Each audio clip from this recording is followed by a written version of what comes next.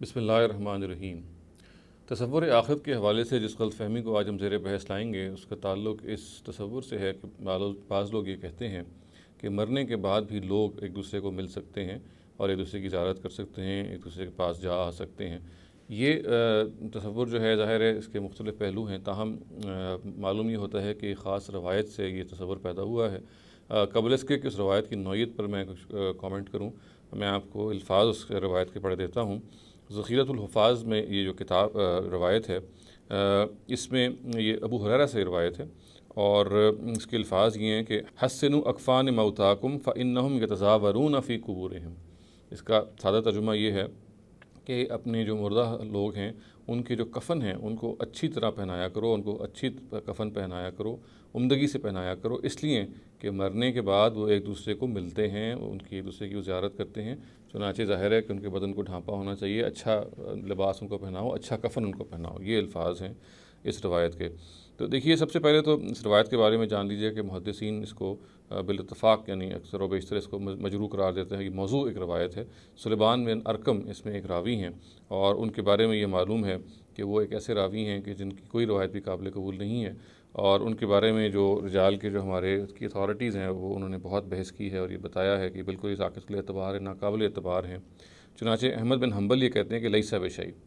इसी तरीके से अमर बिन अली कहते हैं कि लैसा बिसिका, यानी ये बिल्कुल काबिल एतमाद नहीं है। बुखारी कहते हैं तरकुहु, लोगों ने उनको तरक कर दिया है।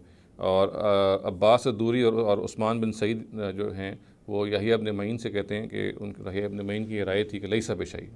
जुज़जानी ये कहते हैं कि साकित।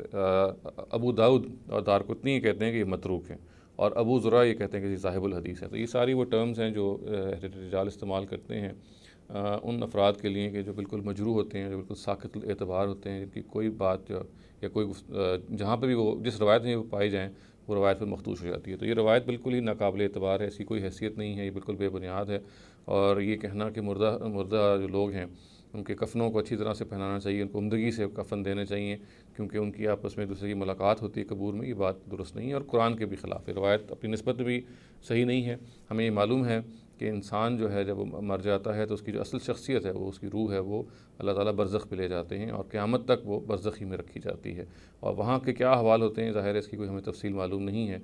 ये जहाँ तक कब्र का ताल्लुक़ है वहाँ पे ये कहना कि मुर्दा लोग जो हैं अपने कफ़न समेत एक दूसरे से मिलते हैं, एक दूसरे की ज़ियारत करते हैं, इसकी कोई हकीकत नहीं है, इसकी कोई हैसियत नहीं है। वहाँ इंसान का सिर्फ़ एक जो उसका जिस्मानी वजूद है कब्र में वो रह जाता है और ये भी हमें मालूम है कि कुछ अर्से के बाद वो भी ख़त्म हो जाता है। तो इंसान की जो असल शख्सियत है वो वहाँ होती नहीं है।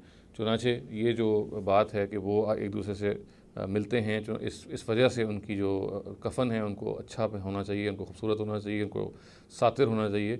ये रवायत चूँकि अपनी नौइयत बिल्कुल बेबुनियाद है, इसकी बुनियाद पर जो कॉन्सेप्ट वजूद में आया है कि मुर्दा लोग आपस में मरने के बाद कब्रों में एक दूसरे की ज़ियारत करते हैं, कब्रों में एक दूसरे से मुलाकात करते हैं, इसकी कोई हैसियत नहीं है और ये कुरान के भी ख़िलाफ़ है। अक़ूलु क़ौली हाज़ा वस्तग़फ़िरुल्लाह ली व लकुम व लिसाइरिल मुस्लिमीना वल मुस्लिमात।